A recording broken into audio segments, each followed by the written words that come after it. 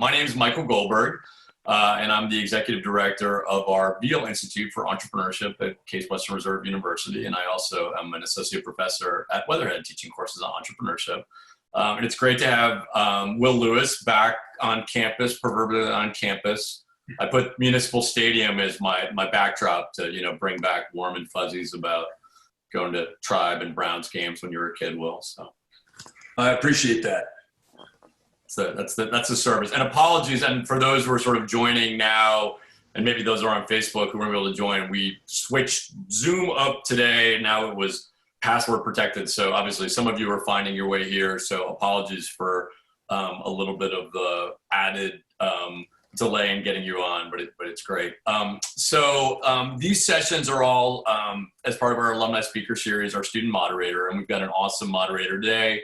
So Kash, who is an undergraduate who's part of a program that he can briefly mention that allows him to roll into the medical school after here. We met Kash through our colleague Paul Tesar, who's also on the call today, who's a professor at our School of Medicine and a co-founder of Convello.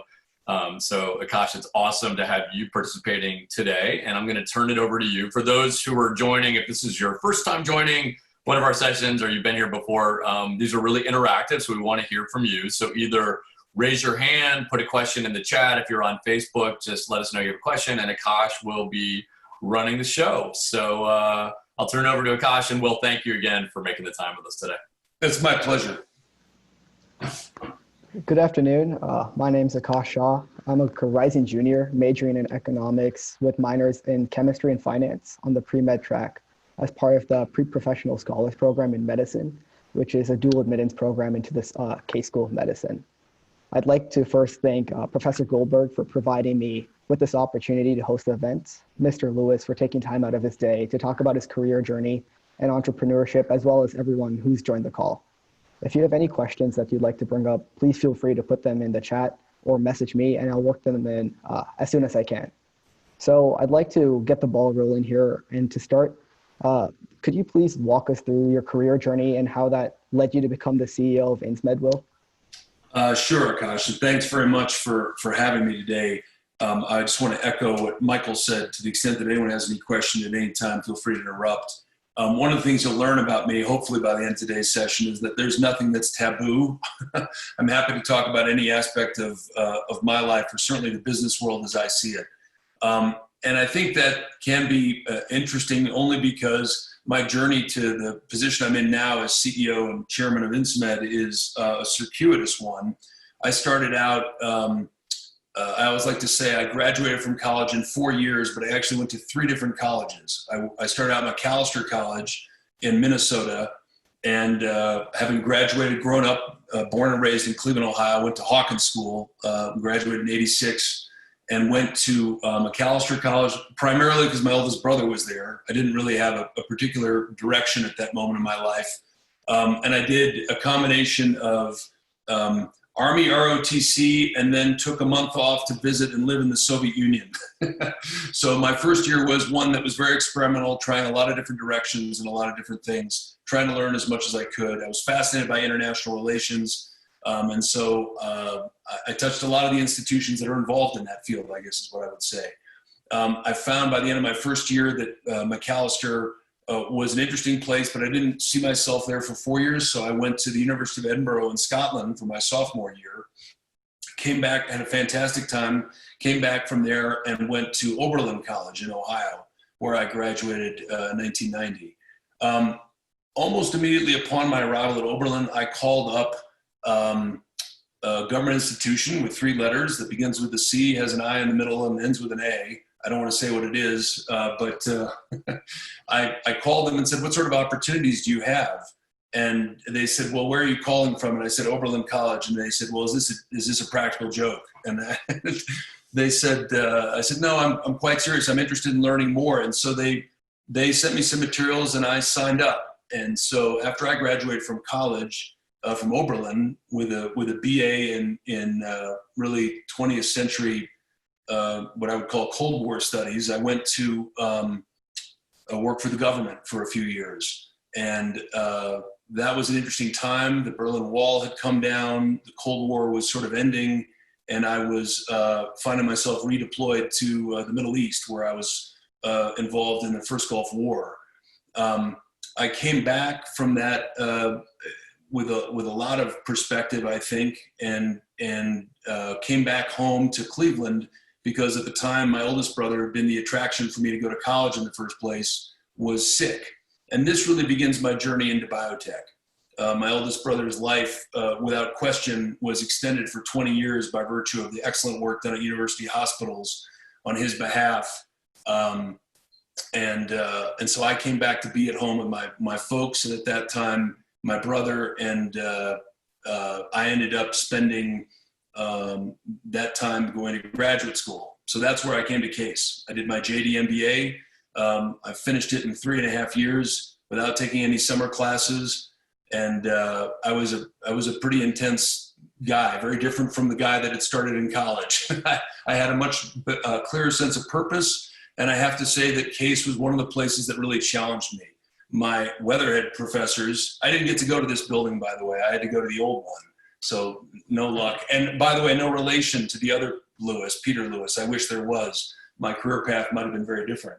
But in any case, I ended up having a lot of professors who really challenged me. And one of them was a guy by the name of Sam Thomas, and he taught me finance. I hated math, I hated finance, I hated the idea of them, and I had a big chip on my shoulder about Wall Street.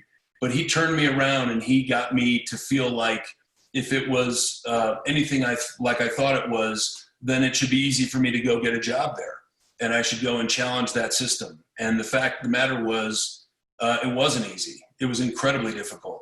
And it became a mission that I had. And I went from thinking I was going to grow up to be an attorney in Cleveland, Ohio, to becoming an investment banker at JP Morgan on Wall Street.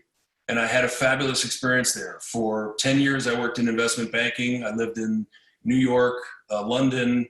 I spent a lot of time across Europe, some time in Hong Kong, and just learned a ton about finance. And I came to be interested in high growth areas. So I did some technology, but I also did quite a bit of life sciences. And it was really this kernel of the experience that my oldest brother had and successfully being treated for cancer that drew me into that field and made me understand the power of what can happen when great scientific acumen, large quantities of capital, and really great human resource talent can get linked together in a nexus to try and change the outcomes of patients' lives who are born or inherit a raw deal. And that's a very powerful thing to see unfold, and I wanted to be a part of it. So after investment banking, I had been raising a lot of capital for a lot of different kinds of companies. I got invited to start up a biotech company with 2 other people. We managed to in-license a compound from the University of Pennsylvania, and ultimately that compound we managed to get approved. We took the company public, and then that was a springboard to my getting recruited to helm my current company, which is called Insmed. And when I joined Insmed, it was had $75 million of cash. It had a $75 million valuation. So for those of you who don't spend a lot of time in finance, that means that Wall Street thought it was worth 0. And yet it had drugs in development. And I believe that those drugs could see their way to approval. And so I joined, and I made the bold assertion to the group of 30 people in the room at the time that we were going to get the drug approved. We were going to take it around the world and launch it ourselves in the US, Europe, and Japan. And I'm happy to say 7.5 years later, that's exactly what we've done. So we've managed to get this drug, our first drug approved, build up a second drug, which is incredibly promising, and have a pipeline behind that. To date, that's meant we've had to raise a little over $1.6 billion of financing. And the company has enjoyed a really good run. We're now 500 people with offices around the world. And I had the pleasure of addressing the company this morning about the progress we've been making, even remotely. And I just have to say, there is no, in all the things I've done, whether it's the government work or, thinking about a legal career or investment banking, there's nothing more gratifying than being a part of a team of incredibly motivated and competent people who have as their North Star the idea that they're going to change the lives of the sick, and to keep that close to them every day as a motivating force. And yes, there's a cascade of other positive things that happen: good employment, a good work environment, wealth creation, things that are important to people as they think about where they want to go. But to be able to do all that and have it centered around societal good makes this a very special industry. So I'll stop there. It's a long-winded answer, but I wanted you to get some sense of how unlikely it is that I would end up where I am. I'm not a scientist, and yet I find myself in the middle of some cutting-edge biotech, which is really a fun place to be. Thank you so much for that. It really helps, to gain a perspective on how everything's been going for your career. And because, like you said, your career was so long-winded and there was not a direct path to pharmaceuticals, how would you reflect on your somewhat nonlinear education and career path and how that's helped you achieve your career goals? Would you say any experiences were more beneficial? And do you think you could have skipped any of them? Could I have skipped any of them? Boy, I wish I could have. I could have gotten probably to a much bigger company a lot sooner. But for me, it was the journey. It was never the destination. And, one of the things I'm a huge fan of is reading biographies of other folks who've been successful and found a path to their passion. And if there's one thing I would put in the mind of everybody who is at the earlier part of their career or even in the later part of their career, it's take advantage of the lessons that others who have traveled this path have to teach us. And the first lesson that you get is follow your passion. Don't set out to make money. Don't set out to have a particular position. Follow the things that you're passionate about, and the rest will take care of itself to a degree. Because what you really want to be able to do in the end is I think, work and live for something that's bigger than yourself.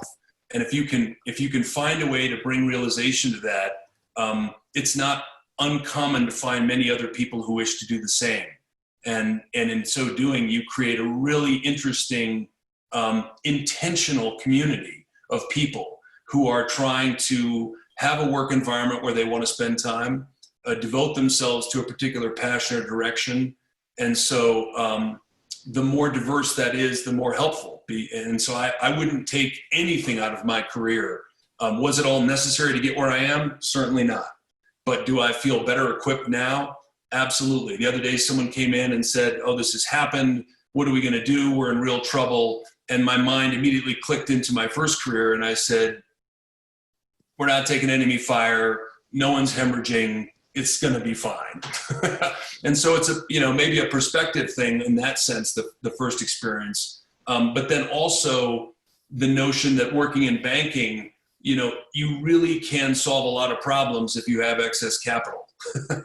And anyone who's been around research knows that it's not linear. You can't say to somebody, okay, I need this drug to be developed and approved in this period of time. You can say that all you want, but if you want truly disruptive science, it just doesn't follow that path. And so what you have to do is make sure that you provide the resources and the environment for people to find the best way forward. And it is circuitous sometimes, and that's okay. I think when I was growing up, I certainly felt like there were certain steps I had to go through, and I rebelled against that. I hated the idea of following the prescripted path.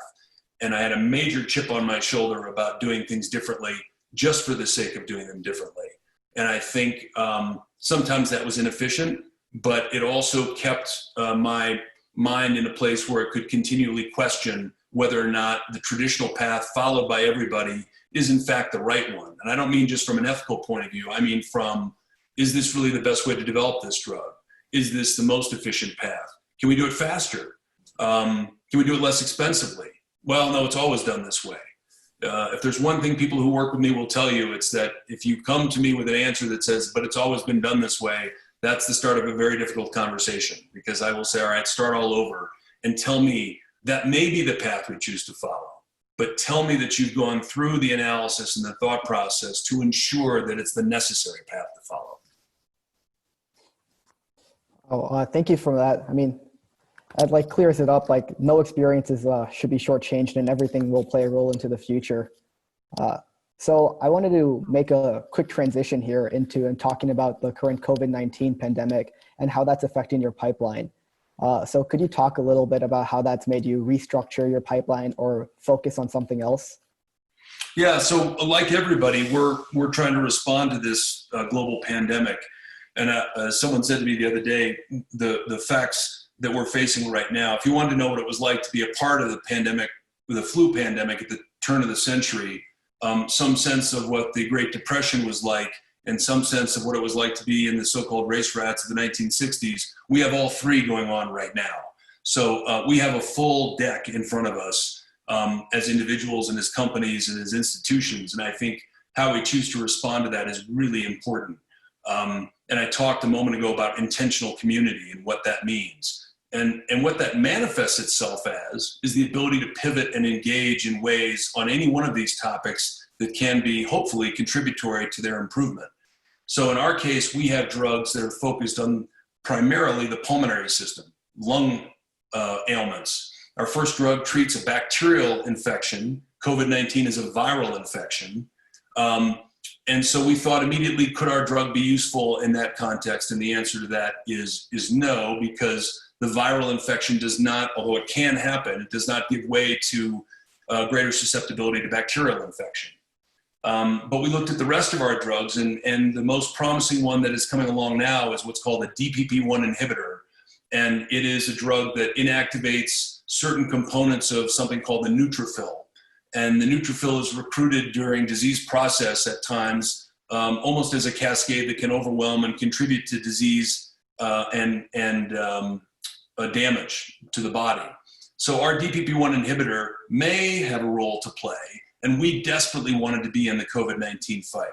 We wanted to find out if there was a way we could use our drugs or our technology to help, and so indeed we did take our drug, and it is right now working in 10 different sites across the United Kingdom under the direction of Professor James Chalmers at the University of Dundee in a 300-patient placebo-controlled study looking at whether our drug can improve patients as they get admitted to the hospital. Oftentimes they go into respiratory distress, what's called ARDS, or acute respiratory distress syndrome.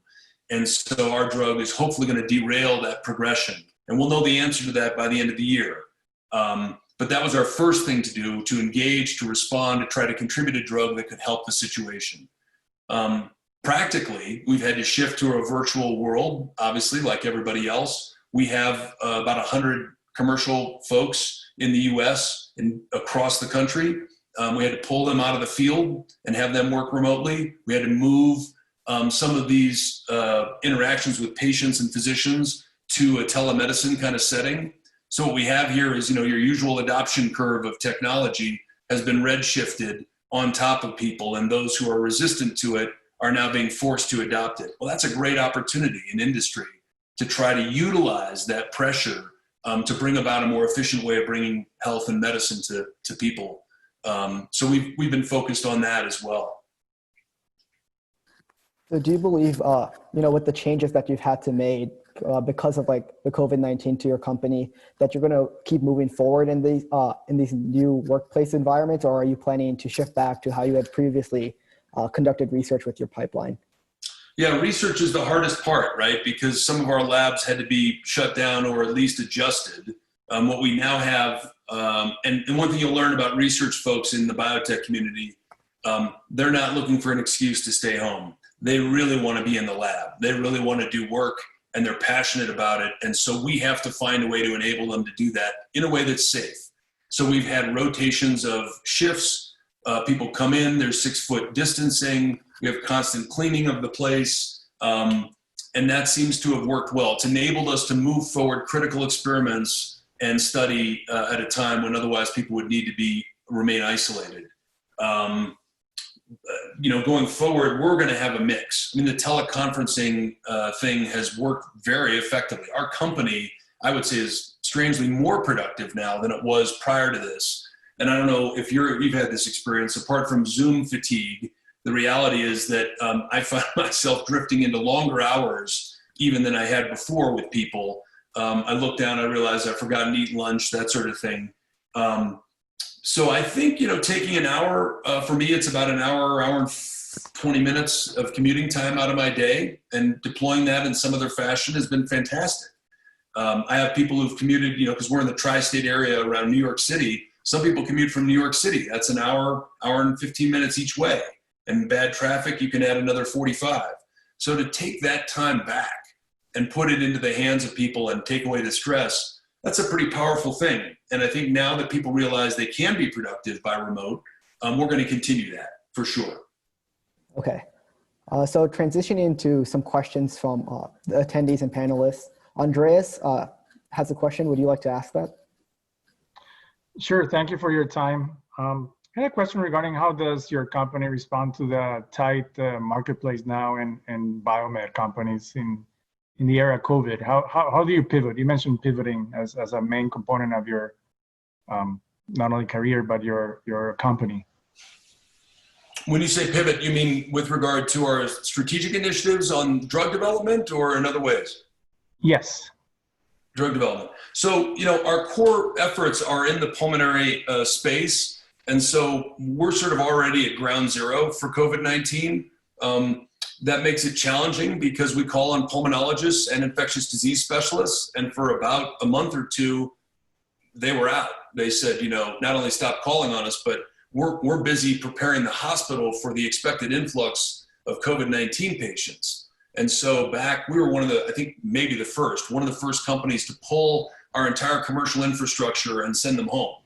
And we said, we're going to do this even though it's going to hurt our sales and all the rest of that, because we have to start with what's in the best interest of patients. And unintentionally, as carriers of information, we can end up becoming carriers of the virus. And if you think about the most vulnerable people, it's those who are older, those who have pulmonary conditions that are pre-existing. That's a really bad recipe. So we were very concerned about the patient population that we are trying to treat with our approved drug, and we decided to pull the commercial infrastructure back.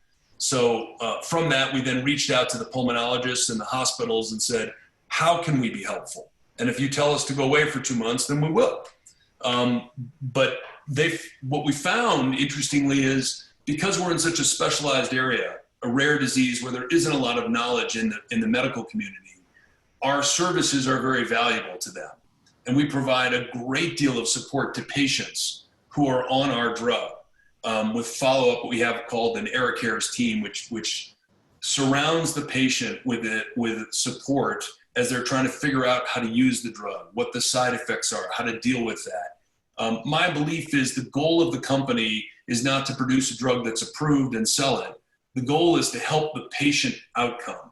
And that includes not just delivering the drug, but surrounding the patient with the kind of support that someone who is older and maybe more isolated may need, which is just spending time on the phone with them. So we have a lot of stuff that extends around this world. And in many ways, as I've said to employees, we're in a place right now where we're experiencing firsthand what it would mean to be one of these patients. The bacterial infections that they get that are very difficult to eradicate cause them to have to live their life in fear constantly of getting reinfected from that bacteria. We're having that experience right now with COVID-19, and we get a sense of how much that affects our life.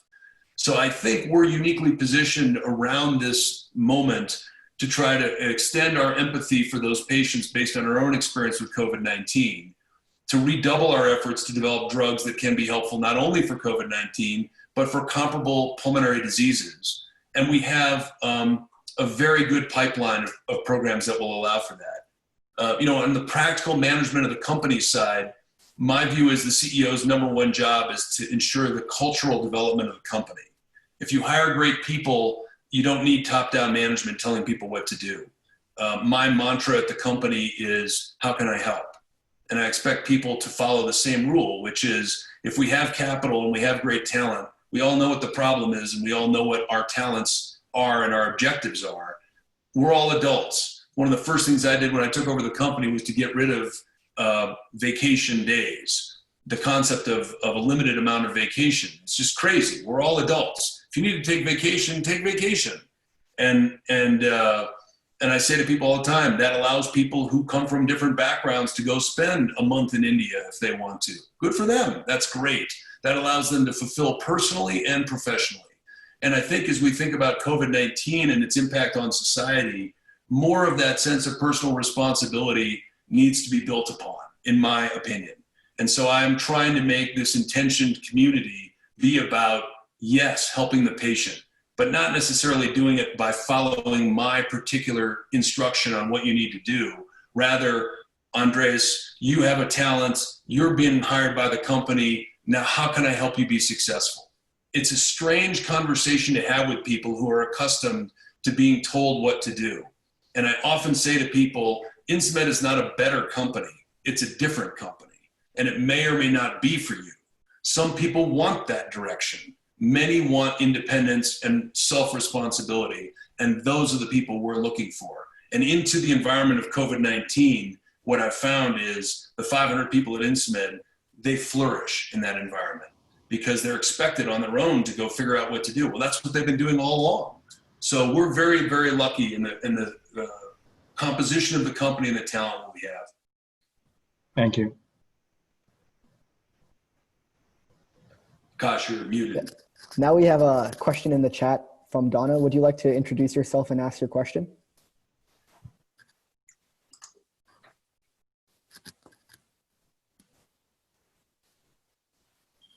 Oh, hello. Hi, everyone. I'm Donna Luisa. I'm from Trinidad and Tobago. And this is quite an interesting conversation that you're having here.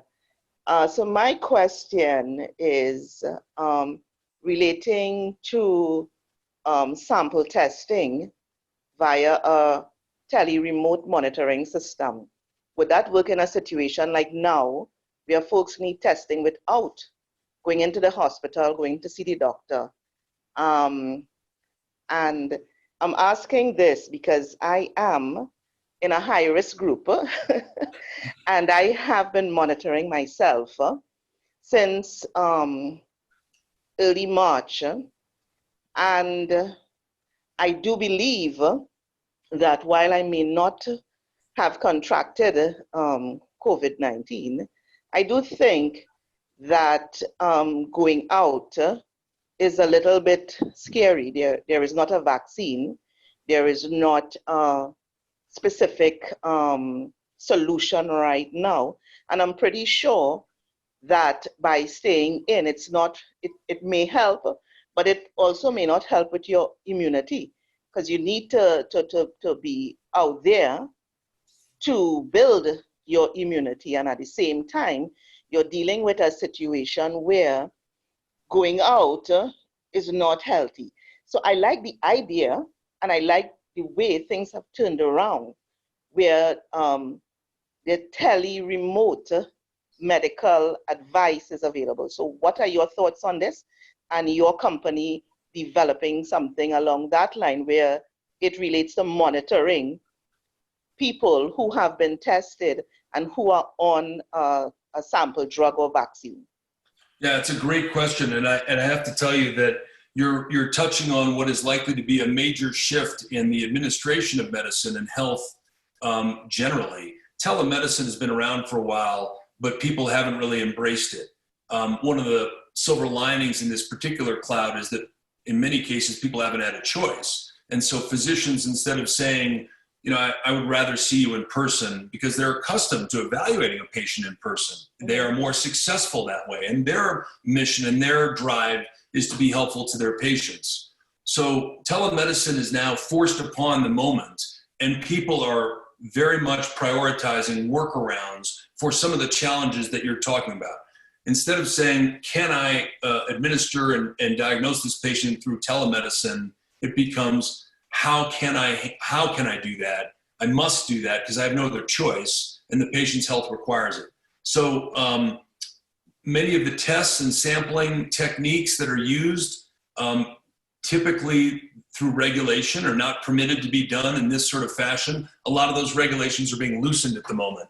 So for us, for example, one of the things we look for is the presence of bacteria that causes lung damage in our patient population. They provide a sputum sample. They typically do that in the presence of their physician. We're now in a place where we can collect those remotely. The physician can do so and have it sent to the lab, and then the lab does the work, the physician gets the message, and then they can have a dialogue about what the finding is. There's some evaluations that the physician would prefer, and in some cases needs to do in person, but a lot can be done remotely. And what I would give you is encouragement that those trends are accelerating right now. We don't have all the answers, and certainly we need to get the regulatory approval. The first and most important thing is quality control to make sure that we don't miss something. But a lot of this is being thought about in creative ways to make sure that we can get to people who by definition have to remain remote. So our company is not involved in the diagnostic side, but we do use other diagnostic tests that other companies make, and we have found a way to bridge the use of some of that to the current circumstance. And I'll go one further. Last week, I spent a couple of hours on the phone with somebody who is demoing the HoloLens, which is this virtual augmented reality set of goggles that Microsoft has developed. This is really cutting edge technology. It's been around a while, mostly used for video games. but what we're starting to do is use it to go and maybe there's a way for a person to have an interaction using such device that gives a more virtual feel, an augmented feel to that person-to-person interaction. So anything we can do to improve that experience for the patient is something we're prepared to invest in. Thank you very much. You're welcome. So the next question in the chat is from Paul. Would you like to present your question? Thanks, Kash. Thanks, Will, for taking the time. Really exciting to hear your story.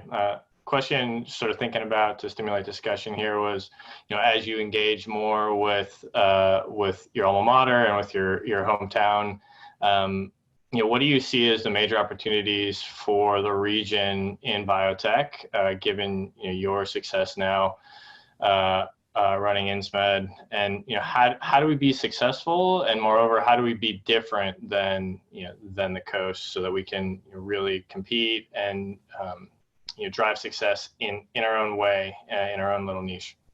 Well, that is the question that a lot of communities ask themselves. You start with ideas because however much people want to spend time talking about the so-called CEO of any given biotech company, the real magic is the science. And so you have to have first-class science. And one of the great things about where CASE is that it sits between the Cleveland Clinic and university hospitals, as you all well know, surrounded by some great professors and thought leadership, and the opportunity to take that and suggest, where could we go with this? How can we theoretically make a dramatic impact on a healthcare scenario using a diagnostic or a device or a small molecule or some other kind of cutting edge technology like gene editing or gene therapy or mRNA delivery. All of these different cutting edge medicines and science start in academic centers. And once that gets to a point of interest and maturity, then you need some capital and some people who are willing to go and take that and run with it. And finding great talent or even experienced talent to help facilitate that is challenging in the best of locations. So in New Jersey, there's an awful lot of large pharmaceutical companies. And so there are lots of people that have experience in pharmaceutical development. Most of them fail in biotech because working inside a gigantic organization is very different than being one of 10 people who are doing any task they have to advance to the next stage of proof. The way you build a great biotech ecosystem is to have one successful company, one wildly successful company, which mints a bunch of people who have that credential and that experience, and then they go out and they build their own additional companies. And that's what really creates the flywheel of innovation and appetite to have that innovation, and people see that success and they're drawn to it. You can look at what happened around Amazon in the Northwest, and that entire state and community are changed by virtue of that one success. The same was true for Microsoft. We don't even need to talk about Silicon Valley because we know what happened there.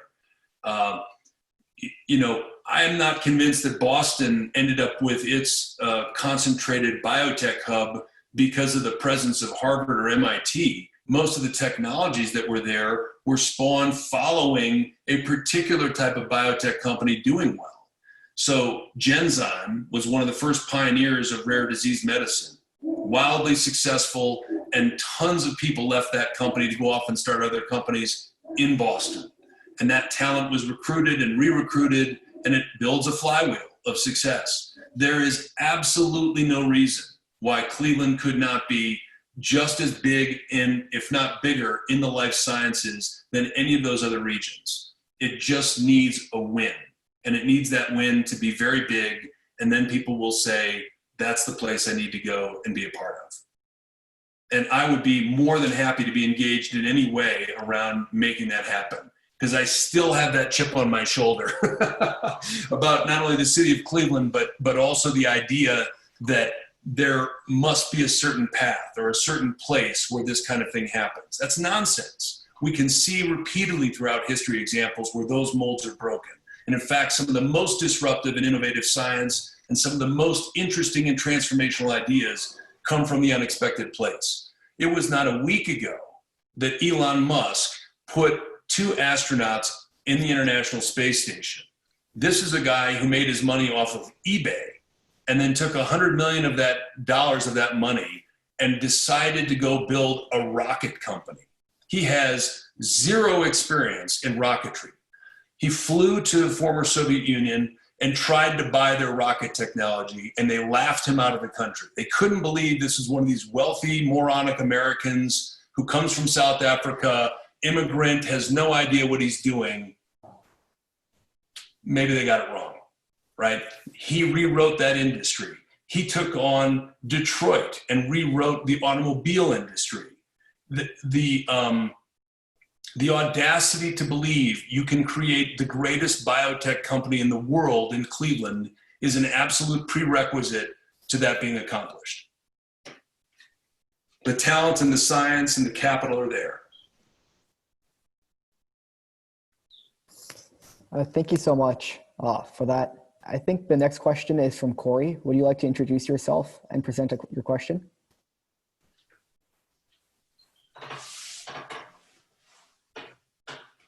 Yeah, he just messaged me. Guys, just read his question. He said he was having some connectivity issues, so you might have to read the question for him. Okay. Corey's question is, how, as the CEO of a biomed company, do you make sure that customers are served at a fair price? There's a lot of discord about the intentions of other biomed companies. Yeah, that's a great question, and it goes to the heart of one of the things that we were really wrestling with as a society up until COVID-19, and then everybody kind of stepped away from it. But it's an extremely important question. Let me try to give you some statistics that I use to ground myself when I think about this. And you often hear the pharmaceutical industry say, if you go back to the 1960s, and this is actually something that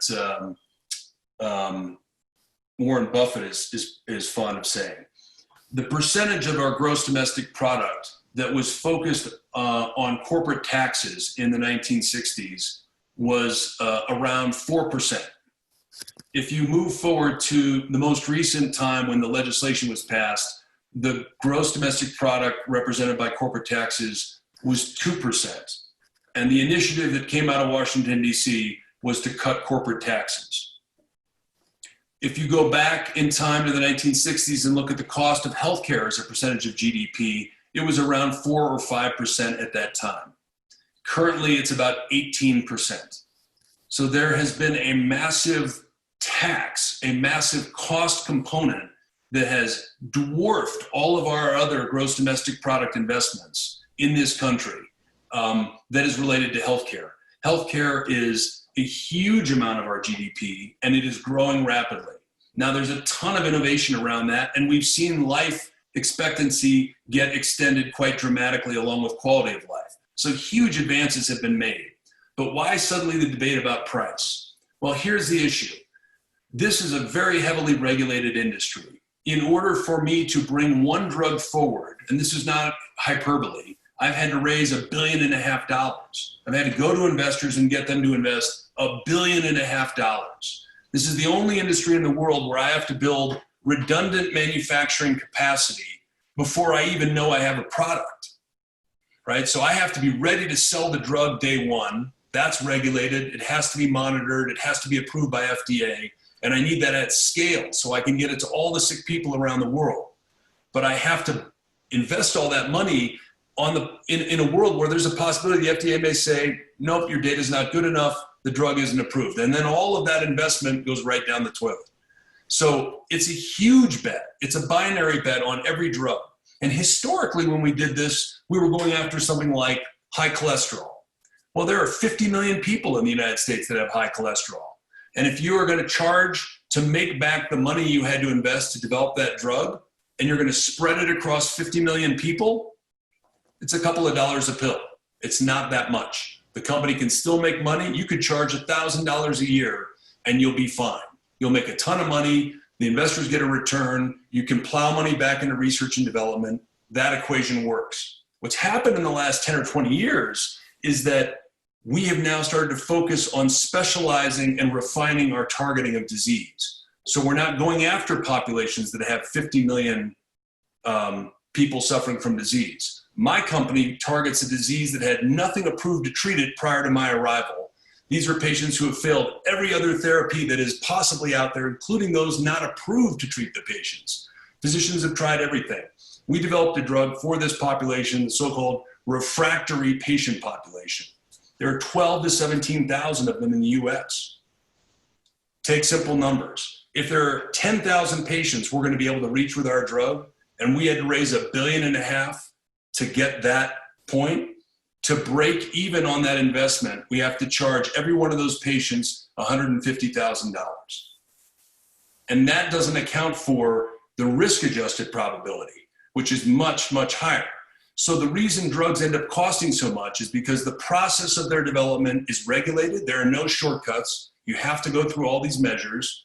You're addressing smaller and smaller populations, and you have to spread that cost out over all of that population.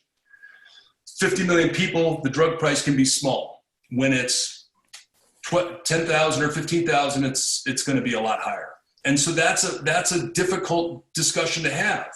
I think what we need from a public policy point of view is to remove the burden on the individual patient. If I were to leave Insmed tomorrow, the first thing I would advocate for is the removal of substantial copays for anybody paying for medicine. Because if you wake up one day and find out you have cancer and your insurance doesn't cover it, or you don't have insurance, and someone says we have a cure, but it's $350,000, it's over. Nobody has that kind of money. And so that's a discussion where I think we need to spread that burden across the country. It's not nationalizing medicine. It's simply saying we're going to cover the cost of the copay. Right now, it is illegal for me as a company to provide the cost of the copay for our medicine to anybody on a government program. The reason the government does that is to slow down the uptake of that medicine. It sounds nefarious, and in my view, it is a bit, but it's trying to create friction around too much high-cost medicine getting used too broadly without regulation. And so by pinching the individual consumer, it slows it down. Now, there are mechanisms that have evolved to try to compensate people in that, but the reason our medicines cost a lot is because it's a regulated process and we don't have any choice. We have to run all those tests, animal tests, human tests. It takes 10 to 15 years to develop a medicine, and these costs are huge. If I could, I'd give the medicine away for free. I can't. And my investors demand that we get a return for them. We are losing at our company $350 million a year. Let me say that again because it sounded like a big number. We are spending $350 million a year, and we will not make money, profit, for at least another 5 years. So there are billions being spent with a successful approved drug to try to make this possible to reach other people in other parts of the world. And that's a very difficult equation, but that's why they cost what they cost. That's what the trend is. Interestingly, of that 18% of GDP, medicine, what you take, represents about 12% of the overall healthcare cost picture. 30 years ago, it was the same amount. The total cost of medicine has not gone up as a part of GDP.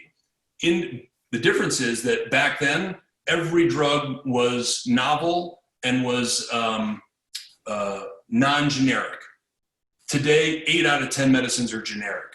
So all of that cost is coming from a very small sliver of medicines. So that's when you read these stories about $1 million gene therapy and that sort of thing, very expensive stuff. If you're only going to give the gene therapy once to a patient and it's going to cure them for the rest of their life, it's hard to make money off of that. And if you can't make money, you can't attract capital. So it's a little bit of a vicious cycle. It's a lot of complexity in there, but I hope that gets at some of the reasons why our medicines cost what they do and how we work that balance.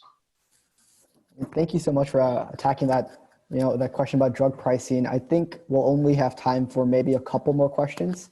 The next question comes from Gemma. Would you like to introduce yourself and ask your question?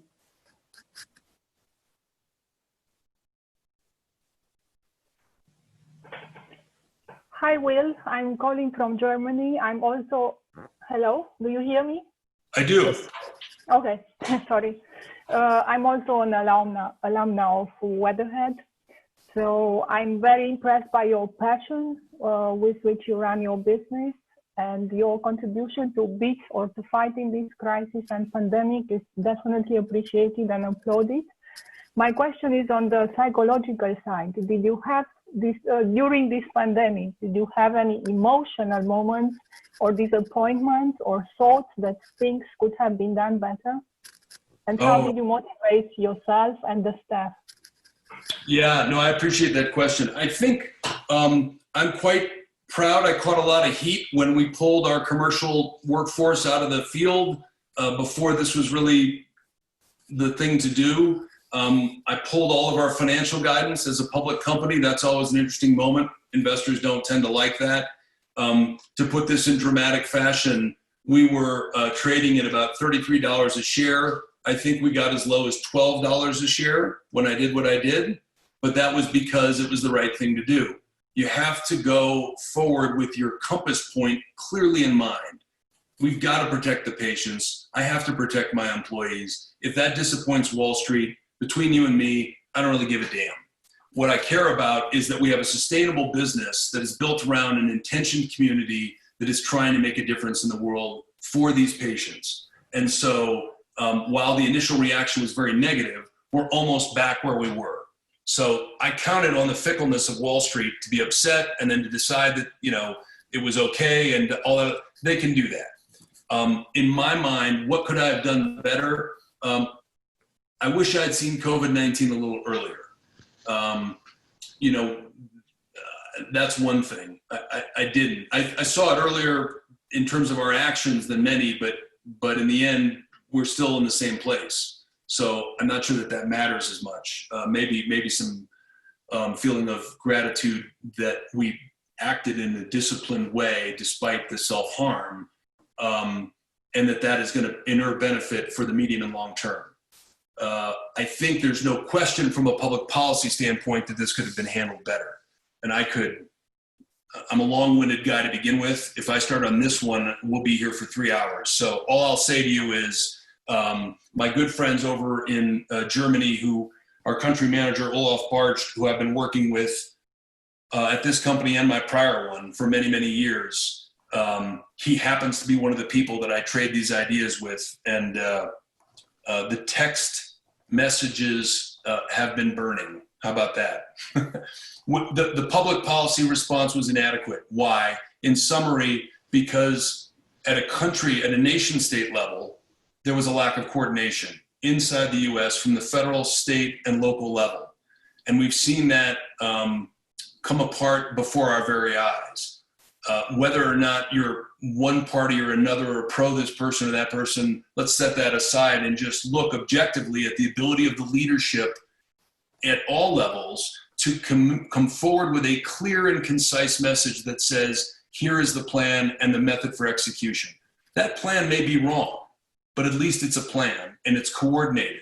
When you start and you say in the conversation, it's not my fault, Doug's next to me on this screen right now. He's the one. If he had just called me earlier, then, and I told Michael to be worried about this, but he wasn't, that doesn't help. What we need is clear understanding. And when you don't have understanding, it's imperative that you are transparent and honest about that. And that's where we fell apart. And then there's the practical logistical side of the country is extremely good at collecting taxes from each individual. But at the moment when you need to transmit capital back, there's no mechanism for it. So we have no way to provide a bridging pathway financially for individuals that's particularly efficient. So that adds further uncertainty.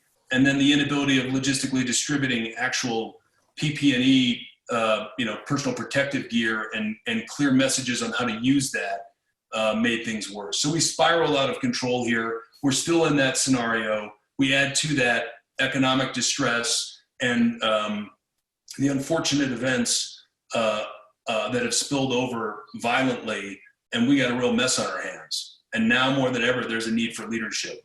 And I feel like that leadership can come from any quarter. It can come from an individual, it can come from a nation state. But the time has come for everyone to get into this event and do what they can. I think I have time for one more question before I have to hand it back to Professor Goldberg.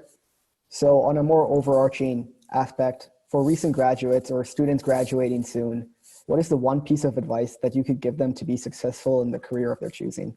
Follow your passion, no question about it. And if you don't have your passion yet, find your passion. Don't be afraid or ashamed if your passion seems incongruent with the success of a particular area that is interesting to you. You may not be a computer wizard, but remember that Steve Jobs was a college dropout who found calligraphy interesting.